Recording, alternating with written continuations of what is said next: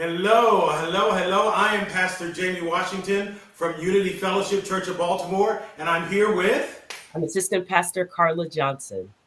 wonderful. And we just decided we wanted to take a few minutes to just talk a little bit about the importance of voting and our responsibility as people of faith to really be a part of this democratic process. Reverend Johnson, talk to us a little bit about why voting matters to you. Sure. Thank you, Pastor. Voting matters to me because I'm a partner, I'm a parent, and I'm an assistant pastor. And every morning that I wake up and I kiss my children goodbye as they go to school, and I pray that they grow up in an America that sees them as equals. 23 years ago, I couldn't legally marry my wife, but today I can.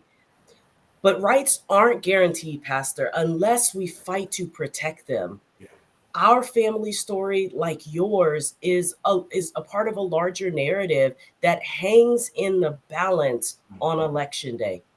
Election day is our last chance to be a part of a collective power this isn't, Pastor, this isn't an election to sit out. This is Right. about our families. It's about our faith. It's about our freedom to exist and thrive. Pastor, when I sit with families and I see their fears and I see their hopes, I see parents who want their children to grow up in a country that protects all families. I see people yearning for leadership to collectively unite us rather than divide us. Pastor, that's why voting is crucial to me. What about you, Pastor?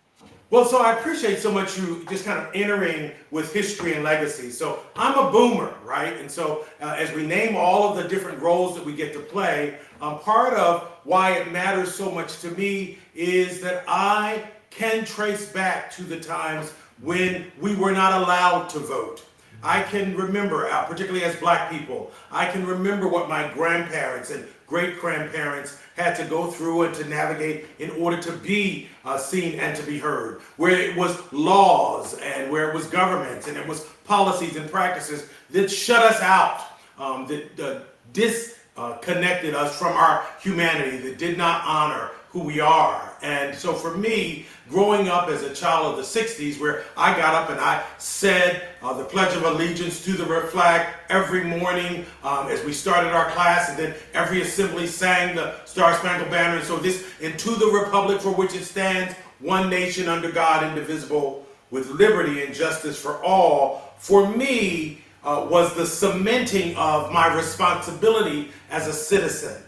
Right, the cementing of my responsibility as a member of this community. And so voting has been something that has been ingrained in me to make my voice heard, to influence change, to do my civic duty. These are the things that I feel like are part of my responsibility. And so just like you have been able to name, that many of our young people today won't know a time when black people were not allowed to, or trans people were not allowed to, or queer people were not allowed to, or women were. Many of them will not know that. But as you said, nothing is guaranteed. It is not.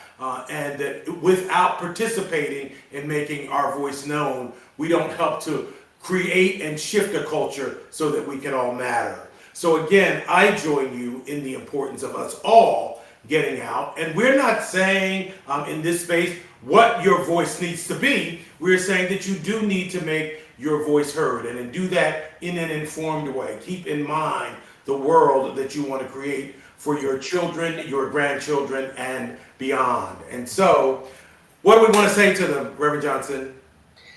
Tuesday isn't just a date on the calendar. It's our moment to stand up and be counted. The polls are open and your voice matters. My family and yours can't Yeah. afford us to sit this one out. So get to the polls, make sure you have an ID, grab a friend, and be counted. Because in America, every family counts, every vote counts. On election day, your vote has the power to shape our future. So let's make sure it does. Thanks so much.